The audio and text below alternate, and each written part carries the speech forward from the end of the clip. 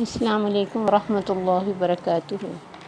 اعوذ باللہ من الشیطان الرجیم، بسم اللہ الرحمن الرحیم۔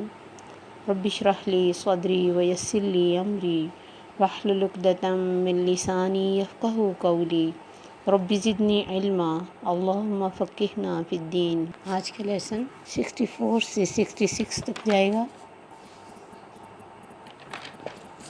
قل یا اہل الکتابی، کہہ دیجئے اے اہل کتاب، تعالوا الی کلمۃ، آؤ ایک کلمے کی طرف، سواء بیننا و بینکم، برابر ہے ہمارے اور تمہارے درمیان، اللہ نعبد الا اللہ، کہ نہ ہم عبادت کریں مگر اللہ کی، ولا نشرک بہ شیئا، اور نہ ہم شریک کریں اس کے ساتھ کسی کو، ولا یتخذ بعضنا بعضا، اور نہ بنائے ہم میں سے بعض بعض کو، اربابا من دون اللہ، رب اللہ کے سوا،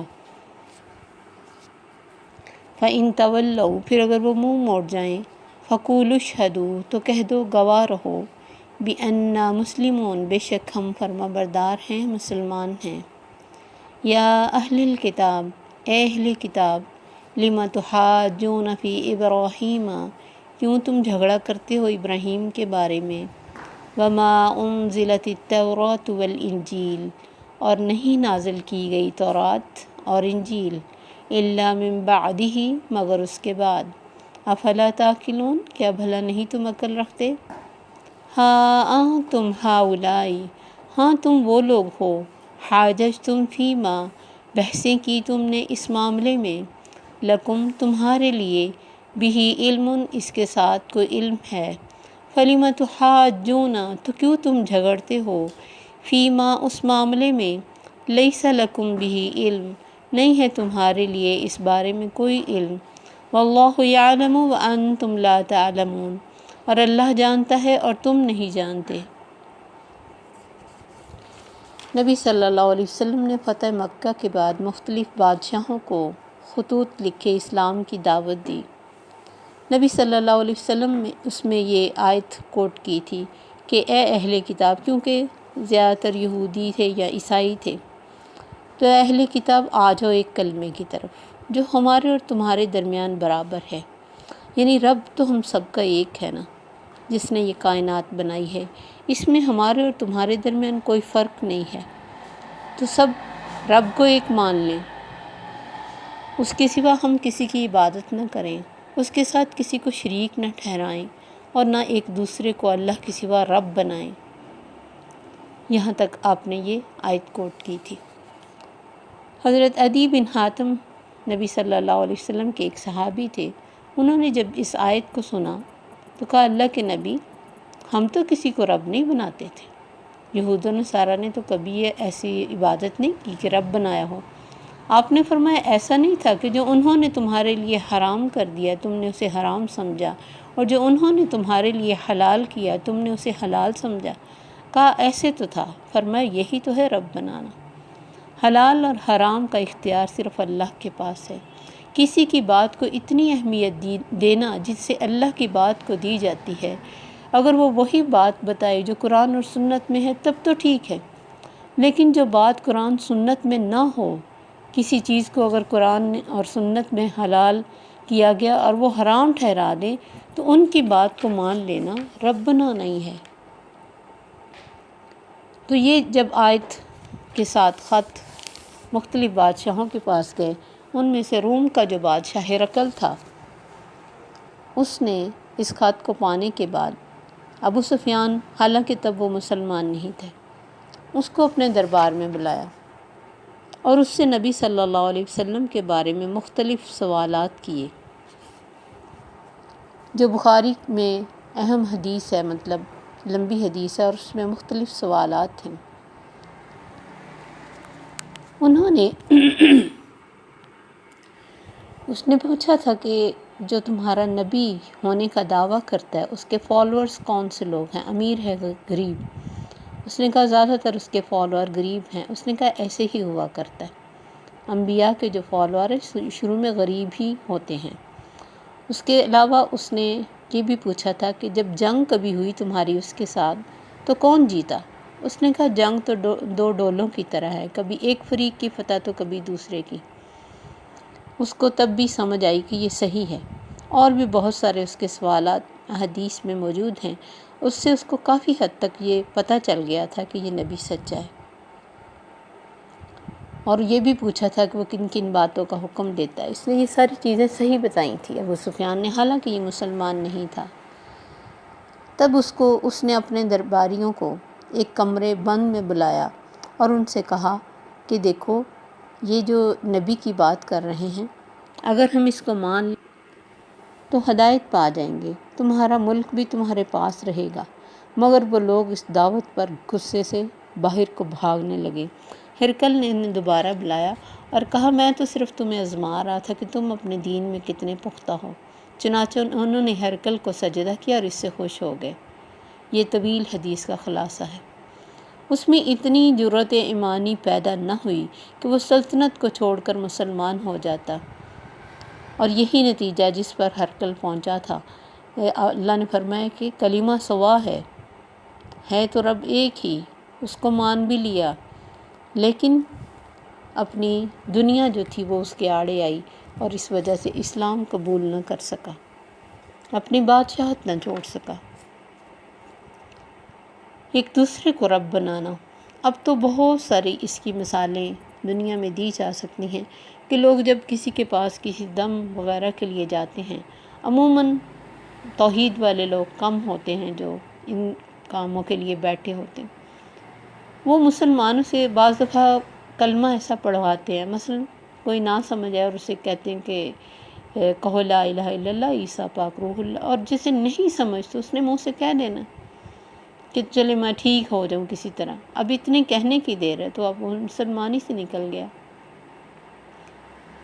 اس کے علاوہ مزید کوئی اپنی پسند کی چیز چھوڑو، کوئی فروٹ میں سے چھڑوا دی، کسی اور چیز میں سے کوئی رنگ چھڑوا دیے، کسی کا گھر چھڑوا دیا، قطع رحمی کرا دی، اور بہت سارے آپ کہتے فلاں تمہاری پہلے پوچھ لیتے کون دشمن ہے، یا پھر ان کے موکل پتہ کر لیتے ہیں اور پہلے ہی سے ایڈوانس بتاتے، تو بہت ساری یہ چیزیں وہ کرواتے ہیں جن سے لوگ ان کی اتنی مانتے ہیں کہ مطلب جتنی خدا کی ماننی چاہیے اس سے بھی زیادہ، اور بہت سارے ایسے ہیں جو خود کو سجدہ کرواتے ہیں۔ یہ رب بنانا یا اس سے زیادہ رب بنانا اور کیا؟ سجدہ تو اب تعظیمی سجدہ بھی منع کیا گیا۔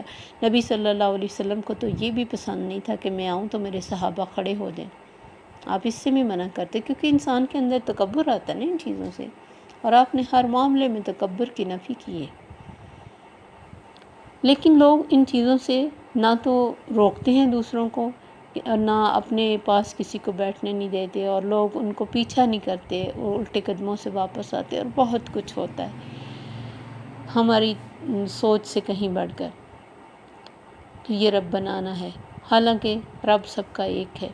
ابراہیم علیہ السلام نے جب رب کو ڈھونڈا تھا تو بتوں کے ڈھیر میں ڈھونڈا تھا، انہوں نے کائنات میں تلاش کر کے ڈھونڈا تھا، حالانکہ کسی کو اس وقت رب کے بارے میں پتہ ہی نہیں تھا، اتنی دنیا بدل چکی تھی۔ اللہ نے فرمایا اگر تمہاری اس بات پر یہ نہ مانیں، فَإِن تَوَلَّوْا، اگر منہ پھیریں، فَقُولُوا اشْهَدُوا، تو تم کہنا گواہ رہو، بے شک ہم تو فرما بردار ہیں، ہم تمہارے پیچھے نہیں لگ رہے۔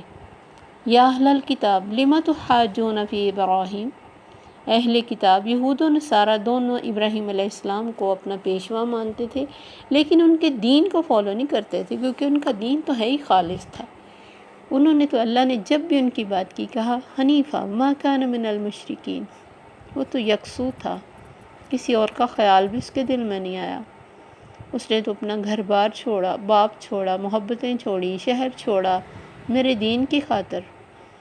جیسے میں نے اسے زندگی میں امتحان لیا، اس نے خوشی سے اس میں پورا امتحان دیا۔ تو دونوں پیشوا ماننے کے باوجود دونوں شرک کرتے تھے۔ یہودی کہتے تھے کہ عزیر اللہ کے بیٹے ہیں، اور عیسائی کہتے تھے کہ عیسائی اللہ کے بیٹے ہیں، عیسیٰ علیہ السلام اللہ کے بیٹے۔ تو اللہ نے فرمایا کیوں جھگڑا کرتے ہو ابراہیم کے بارے میں؟ تم کہتے وہ عیسائی تھے، یہودی کہتے وہ یہودی تھے۔ وہ تو ہزاروں سال بعد موسیٰ علیہ السلام آئے ابراہیم علیہ السلام کے، ابراہیم علیہ السلام سے 1000 سال بعد موسیٰ علیہ السلام دنیا میں تشریف لائے۔ پھر وہ یہودی اور یہودیت بعد میں ساری بنی. بنی اسرائیل سارے جو موسیٰ علیہ السلام کے فالورز ہیں وہی تو یہودی ہیں. تو وہ کیسے یہودی ہو گئے جو 1000 سال پہلے پیدا ہوئے تھے؟ وَمَا أُنزِلَتِ التَّوْرَاةُ وَالْإِنجِيلُ إِلَّا مِن بَعْدِي، تورات اور انجیل تو اتری ہی ان کے بعد. افلا تعقلون، تمہیں عقل نہیں ہے؟ کن باتوں پہ بحثیں کرتے ہو، کن باتوں کے دعوے کرتے ہو، کن باتوں پہ جھگڑتے ہو؟ ہاں انتم ہاؤلائی، ہاں تم وہ لوگ ہو. حاججتم، بحثیں کی تم نے، جھگڑے کیے تم نے. فیما لکم بھی علم، اس معاملے میں جس کے بارے میں تمہیں کوئی علم تھا، یعنی جس بات کا تمہیں کچھ پتہ ہے اس میں تو کوئی بحث کرنی بنتی ہے. کوئی تم جھگڑا کرو تو تمہارے پاس کوئی دلیل ہے. فَلِمَ تُحَاجُّونَ فِي مَا لَيْسَ لَكُمْ بِهِ علم، تو کیوں تم جھگڑتے ہو اس معاملے میں جس کے بارے میں تمہیں کوئی علم ہی نہیں، تمہیں پتہ ہی نہیں کہ وہ کیا تھے، کب آئے تھے، کتنی دیر ہو گئی، ان کا دین کیسا تھا، ہم نے اس میں کیا کیا ایڈیشن کیا ہے. بس اپنا پیشوا بنا کے تو جھگڑا کرتے ہو. تم کہتے نہیں وہ یہودی تھے اور وہ کہتے ہیں عیسائی تھے. واللہ یعلم وانتم لا تعلمون، اللہ جانتا ہے تم نہیں جانتے. اگلی آیت بھی میں اس میں ایڈ کرتی ہوں، 67 تک ہو جائے گا. ما کان ابراہیم یہودیا ولا نصرانیا، نہ تھے ابراہیم یہودی اور نہ عیسائی، دونوں نہیں تھے. ولیکن کان حنیفا مسلما، وہ تو یکسو مسلمان تھے. حنف ہوتے سب سے کٹ کے ایک کا ہو جانا، وہ تو ساری دنیا سے کٹ کے میرا بن گیا تھا. وہ تو سب خداؤں کو چھوڑ کے ایک رب کا بنا، اور اس میں اس نے کبھی کسی کا خیال بھی نہیں کیا کہ کوئی اللہ کے علاوہ بھی ہو سکتا ہے. چاہے کتنی بڑی آزمائش میں اللہ نے اس کو ڈالا، پھر اللہ نے بھی قدم قدم اس کا ساتھ دیا. وہ تو فرما بردار تھا، خالص فرما بردار. وما کان من المشرکین، مشرکین میں سے نہیں تھا. تم تو شرک کرنے والے ہو، تم کیوں اس کو اپنے ساتھ ملا رہے ہو؟ اور اسی لیے ان کی اس خوبصورت کوالٹیز کی وجہ سے اللہ نے جو ان کو بیسٹ فرینڈ بنایا، اس وجہ سے اللہ تعالیٰ نے درود شریف میں ہمیشہ کے لیے ابراہیم علیہ السلام کا نام لکھ دیا. ہم جب بھی درود پڑھتے ہیں ساتھ ابراہیم علیہ السلام پر درود بھیجتے ہیں. السلام علیکم ورحمۃ اللہ وبرکاتہ.